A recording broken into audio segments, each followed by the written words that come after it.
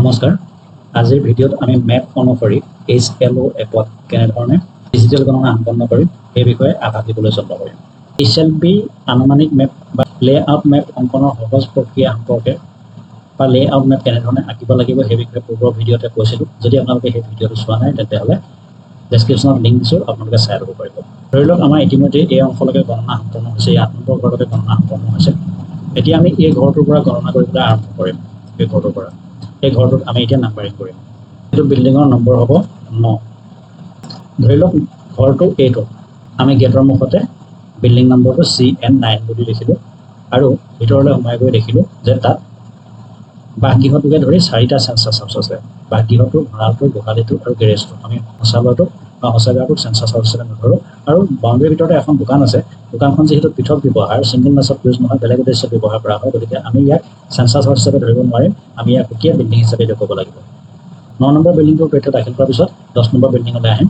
এতিয়া 9 নম্বৰ বিল্ডিঙত যিহেতু 4টা চেঞ্চাছ হাউচ আছে, গতিকে আমি CN9ৰ পাছত উইদিন ব্ৰেকেট 4 লিখি দিলোঁ। সেই একেধৰণে আমি মেপখনতো 9ৰ পিছতে উইদিন ব্ৰেকেট 4 লিখিব লাগিব।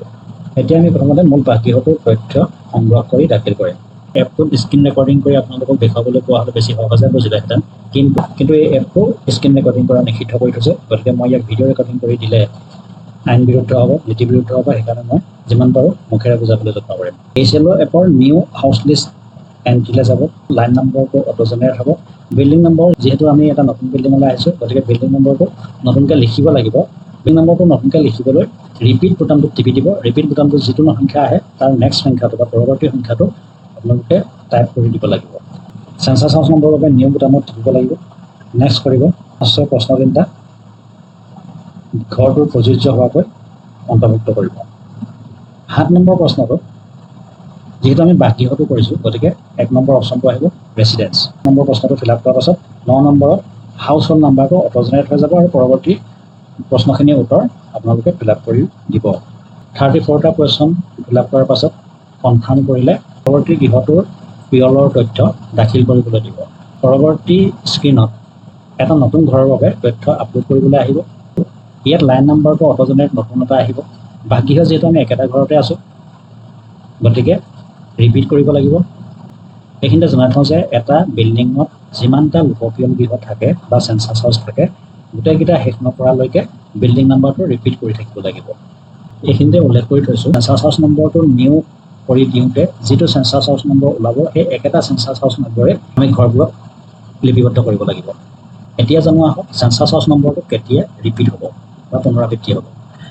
15 নম্বৰ চেঞ্চাছ হাউচটোৰ ভিতৰত ধৰক 2টা পৰিয়াল থাকে, 2টা ককাই ভাই পৰিয়াল, বেলেগ বেলেগকৈ ৰন্ধা বঢ়া কৰি খায়। তেওঁলোকৰ মেইন এণ্ট্ৰেঞ্চ এখনেই ভিতৰত। তেনে ক্ষেত্ৰত 15 নম্বৰ চেঞ্চাছ হাউচটোৰ তথ্য দাখিল কৰাৰ পাছত পৰৱৰ্তী গৃহটোৰ লোকপিয়লৰ বাবে ওলোৱা নতুন স্ক্ৰীণত লাইন নম্বৰ অটো জেনেৰেট হ'ব। বাসগৃহ যিহেতু একেটাই, গতিকে বিল্ডিং নম্বৰ ৰিপিট হ'ব। চেঞ্চাছ হাউচ নম্বৰটো ৰিপিট হ'ব, কাৰণ আমি একেটা চেঞ্চাছ হাউচৰ ভিতৰৰ বেলেগ এটা হাউচ হোল্ডৰ তথ্য দাখিল কৰিবলৈ ওলাইছোঁ। গতিকে চেঞ্চাছ হাউচ নম্বৰটো আমি ৰিপিট কৰিব লাগিব। চেঞ্চাছ হাউচ নম্বৰ ৰিপিট কৰি দিয়াৰ পাছতে বাসগৃহৰ ভাল বাসোপযোগী এই কথাটো অটো জেনেৰেট হৈ আহিব, অৰ্থাৎ পূৰ্বতে যিটো দিছিলোঁ সেইটোৱে আহিব। আৰু পৰৱৰ্তী 34 নম্বৰ কুৱেশ্যনলৈকে আপোনালোকে প্ৰযোজ্য হোৱাকৈ বিকল্পবোৰ বাছনি কৰিব পাৰিব। শেষত কনফাৰ্ম বুটামটো টিপি দিয়াৰ পাছত নতুন এখন স্ক্ৰীণ ওলাব। তাত আমি পৰৱৰ্তী চেঞ্চাছ হাউচটোৰ তথ্য দাখিল কৰিম। পৰৱৰ্তী চেঞ্চাছ হাউচটো হৈছে 16 নম্বৰ। ইয়াত লাইন নম্বৰটো অটো জেনেৰেট হৈ আহিব, বিল্ডিং নম্বৰ ৰিপিট হ'ব, চেঞ্চাছ হাউচ নম্বৰটো নিউ আহিব। 4, 5, 6 কুৱেশ্যনকেইটা ফিল আপ কৰি দিব আপোনালোকে। 7 নম্বৰ কুৱেশ্যনটোত যিহেতু এইটো ভঁৰাল ঘৰ, গতিকে 9 নম্বৰ অপশ্যনটো বাছনি কৰিব। প্ৰকৃত ব্যৱহাৰটো লিখিবলৈ আহিব, আপোনালোকে ভঁৰাল বা ষ্ট'ৰ ৰুম বুলি লিখি দিব। লিখি দিয়াৰ পিছত আপোনালোকে একো ফিল আপ কৰিব নালাগে, আকৌ নতুন এখন স্ক্ৰীণ ওলাব। নতুন স্ক্ৰীণখনটো সেই একেধৰণে আমি 17 নম্বৰ চেঞ্চাছ হাউচটো ফিল আপ কৰিব লাগিব। এতিয়া আমি এই 17 নম্বৰ চেঞ্চাছ হাউচটো ফিল আপ কৰিম। Line number auto generated, building number repeat হ'ব, চেঞ্চাছ হাউচ নম্বৰ নিউ আহিব। 4, 5, 6 প্ৰশ্নকেইটা ফিল আপ কৰি দিব। 7 নম্বৰ প্ৰশ্নটো নন ৰেচিডেঞ্চিয়েল, অৰ্থাৎ 9 নম্বৰ অপশ্যনটো দিব আৰু প্ৰকৃত ব্যৱহাৰ কাউচেট বা গোহালি বুলি লিখি দিব। কাউচেট বা গোহালি বুলি লিখি দিয়াৰ পিছত আপোনালোকে আৰু একো তথ্য ফিল আপ কৰিবলগীয়া নহয়। তাৰপিছত আকৌ নতুন গৃহপিয়লৰ তথ্য দাখিল কৰিবলৈ এখন নতুন স্ক্ৰীণ ওলাব। তাতো সেই একেধৰণে গোহালিটো ফিল আপ কৰি দিব। তাৰপিছত কনফাৰ্ম বুটামত টিপি দিব। এতিয়া পৰৱৰ্তী স্ক্ৰীণখনলৈ যাম। আকৌ আমি নতুন তথ্য আপলোড কৰিবৰ কাৰণে 10 নম্বৰ বিল্ডিংটোলৈ যাব লাগিব। 10 নম্বৰ বিল্ডিংটো হৈছে দোকানখন। আমি প্ৰথমতে এপত 10 নম্বৰটো লিখি ল'লোঁ। এখন কেঁচা ঘৰ, গতিকে এটা টিক লৈছোঁ।